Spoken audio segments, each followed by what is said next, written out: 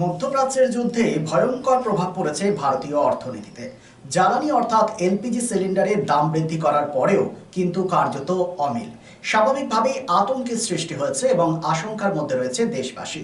প্রতি সিলিন্ডার 60 টাকা বাড়ানো সত্ত্বেও কিন্তু এখনো সমস্ত নথি দেওয়ার পরেও ওটিপি আসা সত্ত্বেও গ্যাস পাওয়া যাচ্ছে না, সিলিন্ডার পাওয়া যাচ্ছে না। এজেন্সিগুলোতে দেখা যাচ্ছে দীর্ঘ লাইন ভোর থেকে লাইন দেওয়া হচ্ছে, তা সত্ত্বেও নিরাশার সাথে ফিরে যাচ্ছে গ্রাহকরা।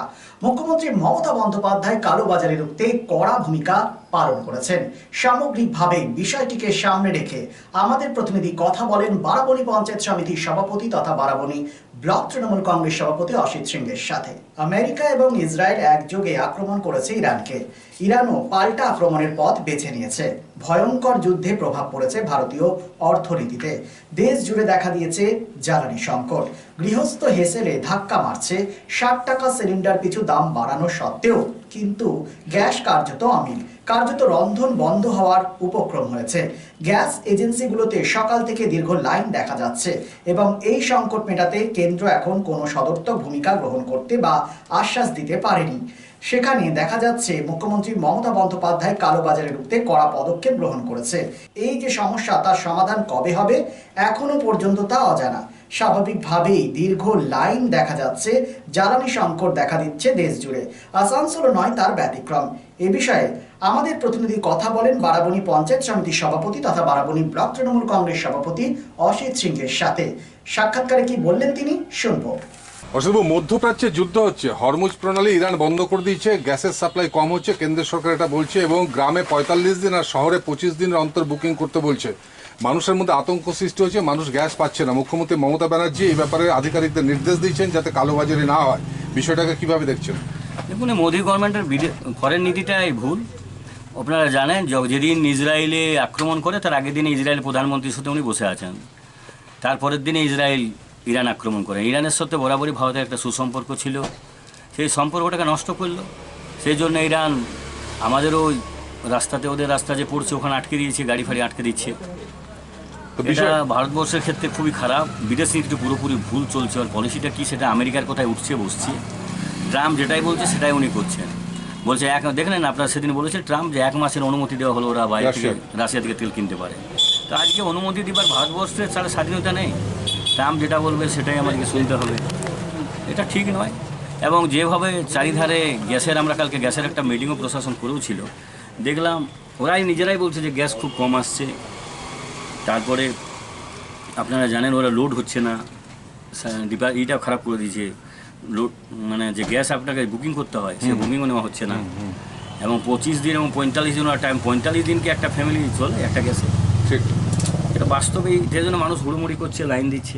অসুবিধা, এখানে একটা মৌলিক প্রশ্ন আপনাকে করছি যে আমরা ভারতবর্ষের নরেন্দ্র মোদী এবং কেন্দ্রীয় সরকার দাবি করে যে আমরা বিশ্বের 4র্থ বৃহত্তম অর্থনীতি দেশ হয়ে গিয়েছি, কিন্তু জ্বালানি নিরাপত্তা, আজকে সভ্য যুগে জ্বালানি নিরাপত্তা সুনিশ্চিত না করতে পারলে সভ্যতা অচল হয়ে যাবে। সেই জ্বালানি নিরাপত্তা এখনো পর্যন্ত সুনিশ্চিত করতে পারেনি। দেখা যাচ্ছে কোনো সময় একটা দেশের সাথে ভালো সম্পর্ক থাকছে, আবার থাকছে না। রাশিয়া 30% কম দামে যে তেলটা দিচ্ছিল সেটা বন্ধ করে দিচ্ছে, কারণ আমেরিকার কথায় প্রভাবিত তেল কেনা বন্ধ করে দিচ্ছে। কিন্তু ইরানের সাথে সম্পর্ক ভালো ছিল, সেটাও খারাপ।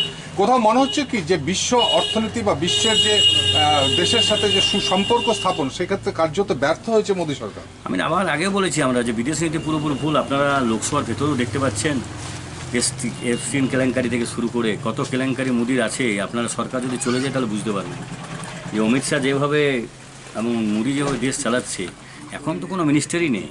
সব মিনিস্টার তো দুজনেই চালাচ্ছে। ফরেন মিনিস্টার জিরো, ফাইন্যান্স মিনিস্টারও জিরো, সব এরা দুজনাই করছে। এবং পুরো বিদেশ নীতিটা ভুল। ট্রাম্পের কোথায়, ট্রাম্পের ভয়ে উঠছে বসছে না, ট্রাম্পকে ব্ল্যাকমেলিং করছে, বোঝা যাচ্ছে না কিছু।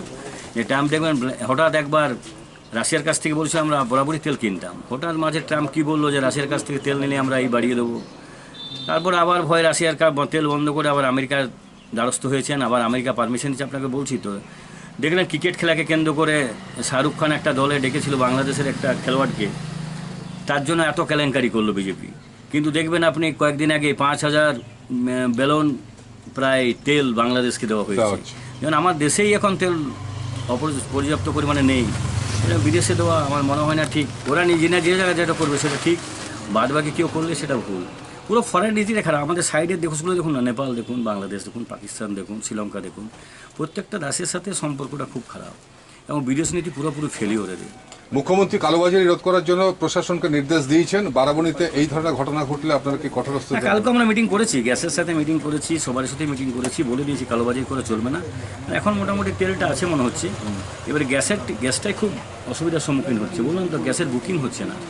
এবারে ওরাও বলছে যে বুকিং হচ্ছে না, আমরা যদি গ্যাসটা দিয়েও দিই, তাহলে যদি আমাদের স্টকটা যদি ওরা দেখতে আসে কিংবা রেড করে, তাহলে আমরাও কিন্তু বিপদের সম্মুখীন হব।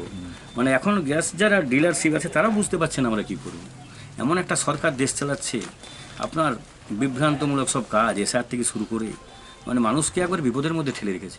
রিকো ইলেকট্রনিক্সের পক্ষ থেকে সকলকে জানাই ক্রিসমাস ও নববর্ষের আন্তরিক শুভেচ্ছা। আজ থেকে শুরু হয়েছে এসি বুকিং স্কিম। এই অফারে আপনি পাচ্ছেন আপনার পছন্দের এয়ার কন্ডিশনার বছরের সবচেয়ে কম দামে, অনলাইনকে হার মানানো মূল্যে ক্রয় আর বুকিং এর ব্যবস্থা, সেই সাথে পুরনো এসি এক্সচেঞ্জের সুবিধা পাবেন। সামারে অতিরিক্ত মূল্যে কেনার ঝুঁকি থেকে সম্পূর্ণ মুক্তি, 20,000 টাকা অব্দি কার্ড ডিসকাউন্ট এবং সমস্ত অ্যাক্সেসরিজে 50% অফ। কেনাকাটা করুন বিশ্বাসের সাথে। 45 বছরের রিকো ইলেকট্রনিক, দত্তবাবুর দোকান, দুর্গা মার্কেট, আসানসোলে, যার কোথাও কোনো শাখা নেই। নিশ্চিত হতে কল করুন 9933056325 এই নম্বরে। ক্রমশ বাড়ছে আসানসোল শিল্পাঞ্চলের আর্থিক এবং সামাজিক পরিসর। কর্পোরেট আধিকারিক এবং ব্যবসায়ীদের অন্যতম গন্তব্যস্থল শহর আসানসোল। হোটেল ইন্ডাস্ট্রির গুণগত মান বজায় রেখে আসানসোলের অন্যতম আধুনিক রুচিসম্মত থাকার জায়গা hotel Sarita dream and dormitory. এখানে পাবেন এসি, নন এসি, সিঙ্গেল এবং ডাবল বেডরুম এবং আরও অন্যান্য সুবিধা। Hotel Sarita 69 GT road near Reliance jewels, ভাঙ্গা পাঁচিল, আসানসোল 3। Phone number 8603249260 and 7908616425.